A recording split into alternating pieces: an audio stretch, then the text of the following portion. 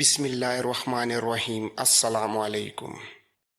اس موقع پر ہسپانیہ کے بادشاہ عطیشہ نے طریف بن مالک کو مخاطب کرتے ہوئے کہا، اے افریقہ کی سرزمین کے بے مثال تیغزن، میں نے تجھ سے جو امیدیں وابستہ کی تھی انہیں تو نے یقیناً پورا کر دیا ہے۔ موت کے اس میدان میں تو نے کیا خوب روجر پر قابو پایا ہے اور لمحوں کے اندر کامیابی اور فتح حاصل کی ہے۔ اب تو مجھے یہ بتا کہ موت کے اس میدان میں ہمیشہ اول رہنے والے نوجوان رومیر سے تو کب اور کس وقت مقابلہ کرے گا؟ کیا یہ مقابلہ کرنے کے بعد تجھے آرام کرنے کے لیے کچھ وقت درکار ہے یا تو ابھی مقابلہ کرنا پسند کرے گا؟ عطیشہ کے اس استفسار پر طریف بن مالک نے اپنی چھاتی تانے ہوئے کہا، اے بادشاہ، میں آرام اور سستانے کی ضرورت محسوس نہیں کرتا۔ وقت ضائع کیے بغیر رومیر کو میدان میں اتارا جائے تاکہ میں اس سے مقابلہ کروں اور اپنے رب کا نام لے کر اس کی حالت بھی ایسی ہی کروں جیسی میں نے اس روجر کی ہے۔ طریف بن مالک کے اس جواب پر عطیشہ نے خوشی اور اطمینان کا اظہار کیا اور بلند آواز میں رازق کو مخاطب کرتے ہوئے کہا، رومیر کو ابھی اور اسی وقت مقابلے کے لیے اتارو۔ یہ جوان دوسرا مقابلہ کرنے کے لیے کسی وقفے اور آرام کی ضرورت محسوس نہیں کرتا۔ عطیشہ کے خاموش ہونے پر اس کی نواسی اور سبتا کے حکمران کاؤنٹ جولین کی بیٹی فلورنڈا نے طریف بن مالک کو مخاطب کرتے ہوئے کہا، اے طریف بن مالک، تمہاری طرح میں بھی افریقہ ہی کی رہنے والی ہوں، اس لحاظ سے تم میرے ہم وطن ہو، لہٰذا اس پر میں تمہیں اپنا ہم وطن بھائی کہہ کر پکاروں گی۔ اے میرے ہم وطن بھائی، تو نے اس مقابلے میں روجر کو مغلوب کر کے کمال کر دکھایا ہے۔ جس طرح اپنے خط میں میرے باپ نے تمہاری تعریف کی تھی اس کے مطابق مجھے امید تھی کہ تم ضرور مقابلے کے اس میدان میں غیر معمولی جرأت اور ذہانت کا مظاہرہ کرو گے، لہٰذا اے میرے ہم وطن بھائی، تمہاری اس کامیابی اور فتح مندی پر میں تمہیں دلی مبارکباد پیش کرتی ہوں اور تمہاری اس فتح مندی پر میں خوشی اور مسرت کا اظہار بھی کرتی ہوں۔ فلورنڈا کے ان الفاظ پر اس کی حسین اور چھوٹی خالہ اور ہسپانیہ کے بادشاہ عطیشہ کی حسین بیٹی اکلیما نے اس کی طرف گھورتے ہوئے خفگی اور غصے کا اظہار کیا، لیکن فلورنڈا نے اکلیما کی اس خفگی اور غصے کو کوئی اہمیت نہ دی اور وہ اسی طرح خوش دلی سے مسکراتے ہوئے اور کہکہے لگاتے ہوئے طریف بن مالک کے ساتھ گفتگو کرتی رہی۔ اپنی بیٹی اکلیما کی اس غضبناک اور غصیلی طبیعت کو ہسپانیہ کے بادشاہ عطیشہ نے بھی دیکھ لیا تھا، لہٰذا اس نے دخل اندازی کی اور اس معاملے کو رفع دفع کرانے کے لیے طریف بن مالک کو مخاطب کرتے ہوئے کہا، اے ابن مالک، اب تم پھر ایک بار میدان میں جا کر کھڑے ہو جاؤ اور رومیر کے میدان میں اترنے کا انتظار کرو۔ اس مقابلے کو میدان میں بیٹھے ہوئے لوگ پہلے مقابلے سے بھی زیادہ شوق سے دیکھیں گے، اس لیے کہ رومیر ہسپانیہ کا وہ نوجوان ہے جو اس میدان میں ہونے والے مقابلوں میں ہمیشہ اول ہی آتا ہے۔ عطیشہ کے کہنے پر طریف بن مالک ایک بار پھر میدان کے وسط میں جا کر کھڑا ہو گیا اور رومیر کا انتظار کرنے لگا۔ تھوڑی دیر بعد رومیر میدان میں اترا، جو اپنے سر پر کلخیدار چمکتا ہوا آئینی خود رکھے ہوئے تھا۔ اپنے شانوں پر اس نے پیتل کے خول چڑھا رکھے تھے، بازوؤں پر آئینی جوشن تھے، بائیں ہاتھ میں مستطیل ڈال اور دائیں ہاتھ میں لمبی سیدھی تلوار تھی۔ تیز تیز چلتا ہوا وہ طریف بن مالک کے سامنے آیا اور اسے مخاطب کر کے کہا، اے افریقہ کے بربر، سردار رازق نے مجھے تمہارے متعلق تفصیل سے بتا دیا ہے کہ تم افریقی مسلمانوں کے حکمران موسیٰ بن نصیر کے ایک نامور جرنیل ہو۔ اس کے علاوہ کہ اس میدان میں تم نے میرے سامنے روجر کو مغلوب اور زیر کر کے یہ کر دکھایا ہے کہ تم کوئی عام اور معمولی تیغزن نہیں بلکہ ان بہترین تیغزنوں میں سے ایک ہو جو اپنے دشمن اور مقابل کو مغلوب کرنے کا فن جانتے ہیں۔ اے ابن مالک، موت کے اس میدان میں ہونے والے مقابلوں میں آج تک میں ہمیشہ غالب اور فتح مند رہا ہوں، اس لیے میں وہ واحد انسان ہوں جو ہمیشہ ان مقابلوں میں اول رہا ہوں۔ یوں تمہارے متعلق اس قدر تفصیل حاصل ہونے کے بعد میں تم سے تمہارے متعلق مزید کوئی تفصیل جاننے کی کوشش نہ کروں، بلکہ میں تم سے یہ کہوں گا کہ آؤ موت کے اس میدان میں مقابلے کی ابتدا کریں اور دیکھیں کہ کون غالب اور کون مغلوب رہتا ہے۔ اس کے ساتھ ہی رومیر اور طریف بن مالک ایک دوسرے پر حملہ آور ہو گئے۔ تھوڑی دیر تک دونوں ایک دوسرے پر ہلکے پھلکے وار کرتے ہوئے ایک دوسرے کو آزماتے رہے، پھر آہستہ آہستہ ان کے حملے اپنے عروج کی طرف بڑھنے لگے، یہاں تک کہ دونوں نے ایک دوسرے پر بڑھ چڑھ کر حملے کرنے شروع کر دیے۔ دونوں کی تلواریں اور ڈالیں بری طرح ایک دوسرے سے ٹکراتے ہوئے شور اور چنگاڑ پیدا کرنے لگیں۔ رومیر نے ایک بار طریف بن مالک کو چکما دے کر اپنی ڈال اس کے سر اور چھاتی پر مارنے کی کوشش کی، لیکن طریف بن مالک نے ہر بار اس کی کوششوں کو ناکام بنا کر رکھ دیا۔ دوسری طرف طریف بن مالک کے حملوں میں بھی تیزی پیدا ہو گئی تھی، وہ رومیر پر ہولناک حملے اور وار کرنے لگا۔ لمحہ بلمحہ طریف بن مالک کے خطرناک وار رومیر کے لیے ویرانوں کی دلدل جیسی بھیانک کیفیت پیدا کرنے لگے۔ تھوڑی دیر تک میدان میں رومیر پر خوب حملے کرنے کے بعد طریف بن مالک نے اسے بھی روجر کی طرح اپنے آگے آگے لگا لیا اور اسے بھی اپنے سامنے الٹے پاؤں بھاگنے اور پیچھے ہٹنے پر مجبور کرتا ہوا روجر کی طرح اس شے نشین کی طرف لے آیا جس پر ہسپانیہ کا بادشاہ عطیشہ اور اس کے اہل خانہ بیٹھے ہوئے تھے۔ شاید طریف بن مالک عزم کر چکا تھا کہ وہ رومیر کو اس سے محبت کرنے والی اکلیمہ کے سامنے زیر اور مغلوب کرے گا۔ شے نشین کے قریب آ کر رومیر نے جب دیکھا کہ ہسپانیہ کا بادشاہ عطیشہ اور اس کی بیٹی اکلیمہ اور دیگر اہل خانہ اسے طریف بن مالک کے سامنے پسپا ہوتے ہوئے بڑے غور اور فکر مندی کے ساتھ دیکھ رہے ہیں، تو اس موقع پر رومیر نے اپنے آپ کو سنبھالا اور اپنی ساری توانائیوں کو جمع کرتے ہوئے طریف بن مالک پر بھڑکتے انگاروں اور طوفان کے شور کی طرح حملہ آور ہونے لگا۔ لیکن رومیر کو اداسی ہونے لگی کیونکہ اس نے دیکھا کہ اس کے ساتھ ساتھ طریف بن مالک نے بھی اپنے حملوں میں خوفناک اور بھیانک تیزی اور روانی پیدا کر لی تھی۔ اس موقع پر بادشاہ عطیشہ بھی بڑے انہماک سے اس مقابلے کا جائزہ لے رہا تھا۔ اس نے دیکھا کہ طریف بن مالک ریت اڑاتے طوفان کی طرح رومیر پر حملہ آور ہو رہا تھا۔ اس کے چہرے پر حوصلوں کے عزائم اور جذبے تھے اور اس کے انداز سے ایسے لگتا تھا جیسے وہ رومیر کی ذات کو ان گنت اکائیوں میں بانٹ دینے کا عزم کر چکا ہو۔ دوسری طرف اس نے یہ بھی دیکھا کہ طریف بن مالک کے تیز اور خوفناک حملوں کے سامنے اس کی حالت کچھ اس طرح ہو رہی تھی جیسے اس کا ذہن ریزہ ریزہ ہو رہا ہو۔ اس کی حالت سے لگ رہا تھا جیسے تھوڑی دیر تک اس کے ہونٹ خشک، زبان پتھر اور جسم سنگ ہو کر رہ جائے گا۔ ہسپانیہ کے بادشاہ عطیشہ کے خیالات کا شیرازہ اس وقت بکھر گیا جب اس موقع پر طریف بن مالک نے ایک زوردار تکبیر بلند کی اور پھر اپنی تلوار اور ڈال کے ساتھ رومیر پر اس انداز میں حملہ کیا کہ رومیر کی تلوار اس کے ہاتھ سے چھوٹ کر دور جا گری۔ اس کے ساتھ ہی طریف بن مالک نے اپنی ترچھی تلوار کی نوک رومیر کی گردن پر رکھ دی۔ شے نشین اور اس کے آس پاس اب خاموشی کا سکوت اور اداسی طاری ہو چکی تھی۔ ہارنے کے بعد طریف بن مالک کے سامنے رومیر کی حالت ایسی ہو گئی تھی جیسے تپتے صحرا میں پیاسا انسان ہو۔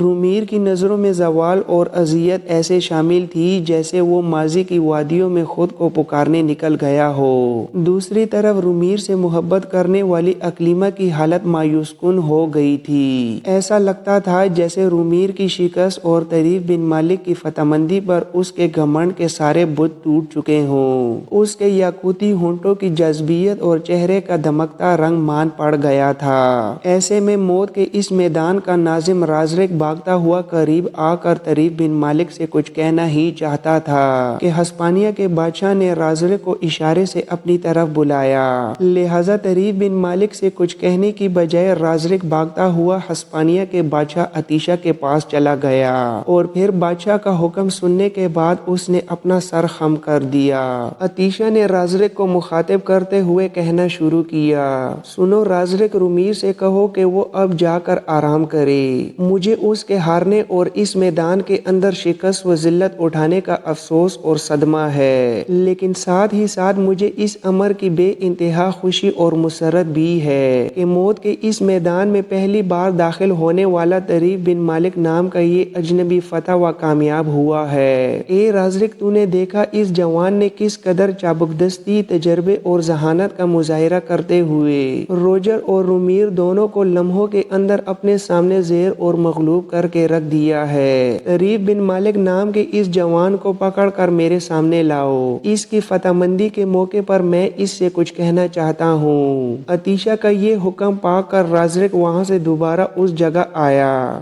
جہاں پر ابھی تک طریف بن مالک رومیر کی گردن پر تلوار کی نوک رکھے کھڑا تھا۔ قریب آ کر رازق نے طریف کو مخاطب کرتے ہوئے کہا، اے ہسپانیہ میں داخل ہونے والے شیر دل بربر، موت کے اس میدان میں تم روجر اور رومیر دونوں سے یہ مقابلہ جیت چکے ہو۔ اب تم اپنی تلوار کی نوک رومیر کی گردن سے ہٹا دو اور ہسپانیہ کے بادشاہ عتیشہ کے سامنے جاؤ، انہوں نے تمہیں طلب کیا ہے۔ رازق کے کہنے پر طریف بن مالک نے اپنی تلوار نیام میں ڈالی اور شہنشین کی طرف بڑھ گیا۔ اس کے جانے کے بعد رازق نے رومیر کی طرف دیکھتے ہوئے ہمدردانہ انداز میں کہا، اے رومیر، تم اب یہ مقابلہ ہار چکے ہو۔ تمہارے لیے عتیشہ کی طرف سے یہ حکم ملا ہے کہ جا کر آرام کرو۔ رومیر نے فوراً اپنی تلوار اور ڈال سنبھالی اور میدان سے نکل گیا، جبکہ خود رازق بھی شہنشین کی طرف بڑھ گیا۔ طریف بن مالک آہستہ آہستہ چلتا ہوا ہسپانیہ کے بادشاہ کے عین سامنے شہنشین کے قریب جا کھڑا ہوا، قبل اس کے کہ عتیشہ اس کو مخاطب کرتے ہوئے کچھ کہتا۔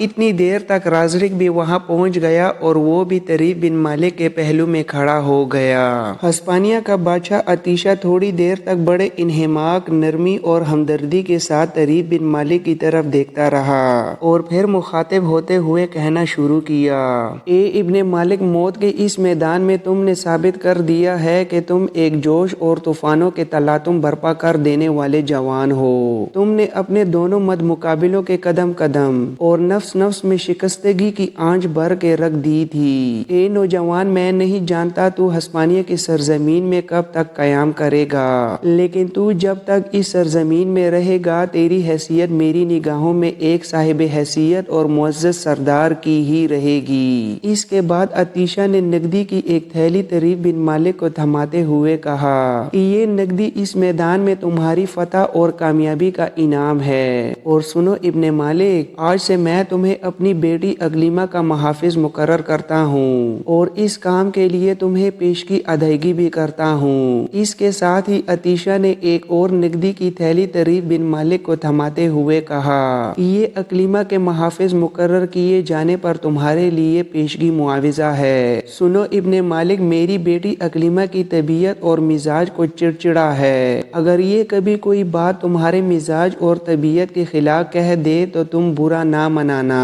اور نہ ہی اس کے خلاف کوئی کارروائی کرنا۔ ہسپانیہ کا بادشاہ عتیشہ جب خاموش ہوا تب اس کی بیٹی اقلیمہ فوراً بولی اور طریف بن مالک کو مخاطب کرتے ہوئے کہنا شروع کیا، سنو ابن مالک، گو میں اپنے لیے کسی محافظ کی ضرورت محسوس نہیں کرتی، لیکن میرا باپ چونکہ تمہیں میرا محافظ مقرر کر کے تمہیں اس کے لیے معاوضہ بھی ادا کر چکے ہیں، لہٰذا میں تمہیں اپنے ایک محافظ کی حیثیت سے قبول کرتی ہوں، لیکن محافظ کی حیثیت سے تمہاری ضرورت اس وقت محسوس ہوا کرے گی جب میں نے کہیں اپنے اس مرکزی شہر ٹولیڈو سے باہر جانا ہو، اور سفر کے دوران ایک محافظ کی حیثیت سے تم میرے ساتھ رہو گے، ورنہ اس شہر کے اندر کہیں جانے کے لیے میں تمہاری ضرورت محسوس نہیں کرتی۔ ایک محافظ کی حیثیت سے تمہیں میرے قریب شاہی محل میں رہنا چاہیے، لیکن تم ٹولیڈو کے شاہی محل میں نہیں رہو گے، جہاں تمہاری موجودہ رہائش ہے وہیں پر تم رہو، اور جب تمہاری ضرورت محسوس کی جایا کرے گی تمہیں وہاں سے بلایا جائے گا۔ اے ابن مالک، دو باتیں اپنے ذہن میں جما کر رکھنا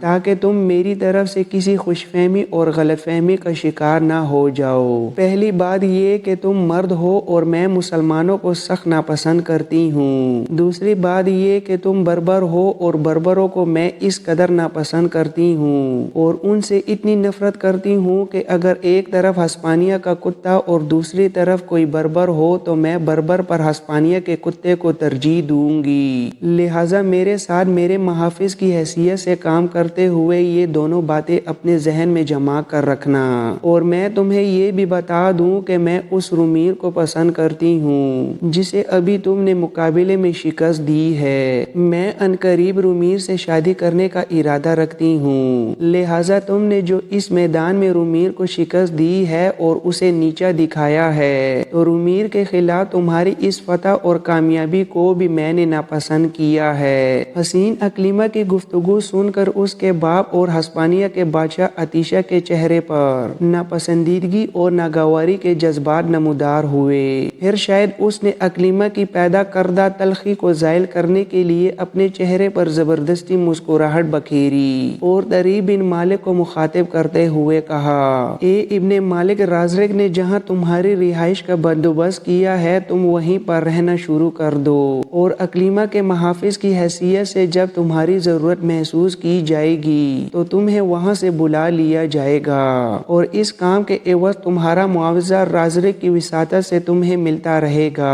اس کے ساتھ ہی ہسپانیہ کے بادشاہ عطیشہ نے ہاتھ کے اشارے سے قریب ہی کھڑے رازرک کو اپنے پاس بلایا، اور جب رازرک بھاگتا ہوا اس کے پاس آیا تو عطیشہ نے اس کو مخاطب کرتے ہوئے کہا، سنو رازرک، میں بے حد مطمئن اور خوش ہوں کہ ابن مالک جسے تم لے کر اس میدان میں آئے ہو، اس نے روجر اور رومیر کے خلاف تیغزنی کا مقابلہ جیت لیا ہے۔ اب تم اس طریف بن مالک کو ادھر لے جاؤ جہاں تم نے اس کی رہائش کا بندوبست کیا ہے۔ اس کے ساتھ ہی ہسپانیہ کا بادشاہ عطیشہ اپنی جگہ سے اٹھ کھڑا ہوا، پھر اس کے سارے اہل خانہ بھی وہاں سے اٹھ کھڑے ہوئے اور قریب ہی کھڑی ہوئی بگی میں بیٹھ کر چلے گئے۔ ان کے جانے کے بعد رازرک نے طریف بن مالک کو مخاطب کرتے ہوئے کہا، اے ابن مالک، موت کے اس میدان میں روجر اور رومیر سے مقابلہ جیت کر تم نے اہل ہسپانیہ کو حیرت میں ڈال کر رکھ دیا ہے۔ رومیر اور روجر دونوں ہی ایک دوسرے کے بعد تیغزنی میں ناقابل تسخیر سمجھے جاتے تھے۔ تم نے دونوں پر ایسی ہولناک ضربیں لگائیں کہ دونوں کو اپنے سامنے زیر اور مغلوب کر دیا ہے۔ اے ابن مالک، اب تم مطمئن ہو کر ان لوگوں کے خلاف حرکت میں آ سکتے ہو جو بربروں کی سرزمین سے ایک راہبہ کو اٹھا کر لائے ہیں، اور سنو ابن مالک، لوگوں کے خلاف حرکت میں آتے ہوئے اور اس راہبہ کو ان سے حاصل کرنے کے سلسلے میں اگر تم میری ضرورت محسوس کرو تو میں اس کے لیے بھی تیار ہوں، اور ایسا ہے کہ اس کام کے لیے میں تمہارے ساتھ کچھ مسلح جوان بھی روانہ کر سکتا ہوں جو ان لوگوں کے خلاف حرکت میں آ کر راہبہ کی بازیابی کے لیے تمہاری مدد کر سکتے ہیں۔ طریف بن مالک نے فوراً رازرک کا شکریہ ادا کرتے ہوئے جواب دیا،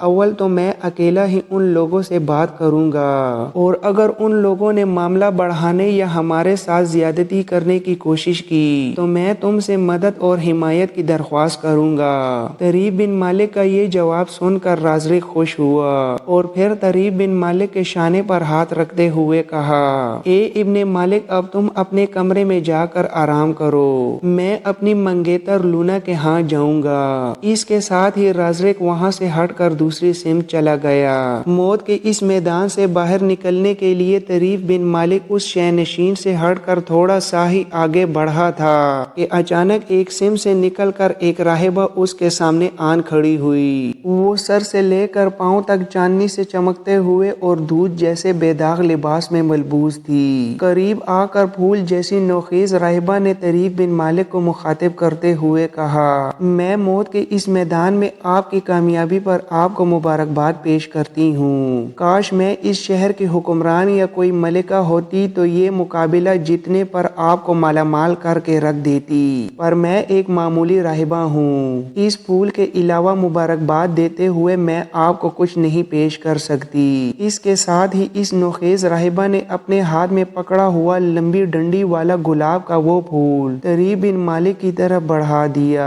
طریف بن مالک نے اس سے وہ پھول لیتے ہوئے کہا، اے راہبہ، میں تیرے جذبات اور خیالات کی قدر کرتا ہوں۔ مجھے تمہاری گفتگو سن کر خوشی ہوئی ہے کہ اس ٹولیڈو شہر کے اندر تمہارے جیسی مخلص اور پرخلوص لڑکیاں بھی رہتی ہیں۔ طریف بن مالک کی گفتگو سن کر راہبہ کے چہرے پر دل فریب مسکراہٹ بکھر گئی۔ طریف بن مالک نے پہلی بار غور سے اس کی طرف دیکھا۔ اس نے اندازہ لگایا کہ وہ نوخیز ساحرہ اپنے حسن و جمال میں لالہزاروں کا رنگ، کوہساروں کا روپ اور ماہپاروں کا حسن رکھتی تھی۔ وہ ابھی نوخیز اور نوعمر تھی، اس لیے کہ اس کے چہرے اور جسمانی ساخت سے شباب کی اولین کیفیت اور لڑکپن کی مہک جھلک رہی تھی۔ تھوڑی دیر کی خاموشی کے بعد وہ حسین اور نو عمر راہبہ پھر طریف بن مالک کو مخاطب کر کے بولی، میرا نام ایلیا ہے اور جیسا کہ میرے لباس سے ظاہر ہے کہ میں ایک راہبہ ہوں، کیا میں آپ سے پوچھ سکتی ہوں کہ آپ کا پورا نام کیا ہے؟ آپ کہاں سے آئے ہیں اور اس شہر میں آپ کی رہائش کہاں ہے؟ مجھے یوں لگتا ہے کہ اس شہر میں آپ اجنبی ہیں، اس لیے کہ اگر آپ یہیں کے رہنے والے ہوتے تو اس سے پہلے بھی آپ موت کے اس میدان کے مقابلوں میں حصہ لیتے۔ حسین ایلیا کے اس استفسار پر طریف بن مالک نے مسکراتے ہوئے کہا، اے راہبہ، میرا نام طریف بن مالک ہے، میں بربر ہوں اور افریقہ کی بستی الویرا کا رہنے والا ہوں۔